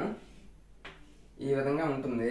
ఇందులో సమలంబ చతుర్భుజం ట్రెపీజియంలో రెండు భుజాలు మాత్రం సమాంతరంగా ఉంటాయి. ఆ సమాంతర భుజాల కొలతలు వాడే ఇచ్చాడు. 9 సెంటీమీటర్లు ఒకటి, 7 సెంటీమీటర్లు ఒకటి. ఇది 7, ఇది 9. ఇంకేమన్నాడు? వాటి మధ్య లంబ దూరం ఇది ఏదైతే ఉందో, పెర్పెండిక్యులర్ డిస్టెన్స్ ఏదైతే ఉందో అది మనకి 6 సెంటీమీటర్ అన్నాడు. ఈ విధంగా ఇచ్చాడు కదా. మనకి సమలంబ చతుర్భుజ వైశాల్యం ఫార్ములా ఏంటి? Trapezium area of trapezium formula of H into A plus B. ఇక్కడ ఏ బి అంటే వాటి తాలూకు సమాంతర భుజాలు ఏవైతే ఉన్నాయో వాటి తాలూకు పొడవులు, హెచ్ ఏదైతే ఉందో ఆ సమాంతర భుజాల మధ్య దూరం. కాబట్టి హాఫ్ ఇంటూ హెచ్ అంటే వాటి తాలూకు మధ్య దూరం ఎంత? 6 ఇంటూ ఏ బి అంటే ఆ రెండు భుజాలు 7 + 9. 2 1s 2 3s 7 + 9 అంటే అంత 16. 16 3s 48 సెంటీమీటర్ స్క్వేర్ ఏరియా. కాబట్టి మనము చదరపు సెంటీమీటర్ లేదా సెంటీమీటర్ స్క్వేర్లలో చెప్పాలి. 48 వచ్చింది. Option 4 is the correct answer. Next question చూస్తే 129 ఏబిసిడి చతుర్భుజంలో కర్ణం ఏసీ = 10 సెంటీమీటర్లు అన్నాడు. ఏసీ పై శీర్షములు బీడీల నుంచి గీచిన లంబములు 5 సెంటీమీటర్లు 6 సెంటీమీటర్ల పొడవులు కలిగి ఉండే ఏబిసిడి చతుర్భుజ వైశాల్యం కనుక్కోమంటున్నాడు సెంటీమీటర్ స్క్వేర్లలో. ఇది కూడా ఆప్షన్స్ ఈ విధంగా ఇచ్చాడు. మనము ఒక చతుర్భుజం తీసుకుంటే ఈ విధంగా ఒక చతుర్భుజం క్వాడ్రిలేటరల్ తీసుకుంటే ఏ బి సి డి అనుకుంటే ఏసీ ఏదైతే కర్ణం ఉందో ఇది మనకి 10 సెంటీమీటర్ అంటున్నాడు. నెక్స్ట్ ఏసీ పై అంటే ఈ కర్ణంపై శీర్షములు బీడీల నుండి బి నుండి ఒక లంబం గీయాలి అంటే 90 డిగ్రీస్. లంబం అంటే 90 డిగ్రీస్ ఉండాలి. నెక్స్ట్ డి నుంచి ఇంకొక లంబం గీయాలి. వాటి తాలూకా పొడవులు ఆల్రెడీ ఇచ్చాడు. 5 సెంటీమీటర్ ఒకటి, 6 సెంటీమీటర్ ఒకటి. కాబట్టి ఇప్పుడు ఈ ఏబిసిడి ఏదైతే ఉందో ఈ చతుర్భుజం దాని తాలూకా ఏరియా వైశాల్యం కనుక్కోవాలి. కాబట్టి ఆ చతుర్భుజం తాలూకా వైశాల్యం ఫార్ములా ఏంటి? ఏ = ½ d ఇంటూ h1 + h2. ఇక్కడ డి అంటే మనకి డయాగోనల్ కర్ణము, h1 h2 అంటే ఆ కర్ణంపై ఏవైతే శీర్షాల నుంచి లంబాలు గీసామో అవి మనకు అవుతాయి. కాబట్టి హాఫ్ డి అంటే కర్ణం అంతా 10 ఇంటూ h1 + h2. h1 ఏమో 5, h2 ఏమో 6. 2 1s 2 5s 5 + 6 అంటే 11 ఇంటూ 5. 11 ఇంటూ 5 అంటే 55 సెంటీమీటర్ స్క్వేర్ మనకు కావాల్సిన చతుర్భుజ వైశాల్యం. Option 1 is the correct answer. ఇంతకు ముందు క్వశ్చన్ లో మనకి ట్రిపీజియం తాలూకా వైశాల్యం అడిగాడు. ఇదే పేపర్ లో మనకి నెక్స్ట్ క్వశ్చన్ ఏం అడిగాడు? చతుర్భుజం తాలూకా వైశాల్యం అడిగాడు. నెక్స్ట్ లాస్ట్ క్వశ్చన్ చూస్తే 130 వృత్త పరిధి 22 సెంటీమీటర్లు అయినా దాని అర్ధవృత్త వైశాల్యం సెంటీమీటర్ స్క్వేర్లలో ఎంత అని అంటున్నాడు. ఆప్షన్స్ ఈ విధంగా ఇచ్చాడు. మనకి అర్ధవృత్త వైశాల్యం ఫార్ములా ఏంటి? πr². యాక్చువల్ గా πr² అంటే వృత్తం తాలూకా వైశాల్యం. అందులో అర్ధవృత్తము సెమీ సర్కిల్ అన్నాడు కాబట్టి అందులో సగం కాబట్టి ఇది మనకి ఫార్ములాగా చెప్పుకోవాలి. కాబట్టి ఇందులో మనకు కావాల్సింది ఏంటి? ఆర్ తెలిస్తే దీని అంతా మనకు తెలుస్తుంది. మరి ఆర్ తెలియడానికి ఇచ్చిన మనకి క్లూ ఏంటి? వృత్త పరిధి 2πr. వృత్త పరిధి ఫార్ములా 2πr. దానికి 22 సెంటీమీటర్స్ ఇచ్చాడు కాబట్టి 2 1s 2 11s. నెక్స్ట్ πr అంటే 22/7 ఇంటూ r = 11. ఇప్పుడు 11 1s 11 2s కాబట్టి r వాల్యూ ఏమొచ్చింది? 7/2 వచ్చింది. మరి 7/2 అంటే మనకి 3.5 గా చెప్పుకోవచ్చు కదా. ఎందుకు ఇది పాయింట్స్ లోకి మార్చామంటే ఆప్షన్స్ అన్నింటిలో కూడా పాయింట్స్ ఉంది కాబట్టి ఈ r వాల్యూ పాయింట్స్ లో అక్కడ మనం వేద్దాం. చూస్తే మనకేం కావాలి? π అంటే 22/7, ఆర్ స్క్వేర్ అంటే 3.5 ఇంటూ 3.5/2. 3.5 ఇదేమో 7 అంటే 3.5 2 టైమ్స్ చేస్తే 7 అవుతుంది. కాబట్టి 3.5 తో 2 టైమ్స్ పోతుంది. కాబట్టి 2 1s 2 11s. ఇప్పుడు చూస్తే మనకి ఇక్కడ 11 ఉంది, ఇక్కడ 2 ఉంది. 11 లో హాఫ్ అంటే ఎంత అవుతుంది? 5.5 అవుతుంది. 5.5 ఇంటూ 3.5 ఈ రెండు ఇంటూ చేస్తే మనకు కావాల్సిన ఆన్సర్ వస్తుంది. ఫస్ట్ 5 తో చేస్తే 5 5s 25, 5 2, 5 5s 25 plus 2 27.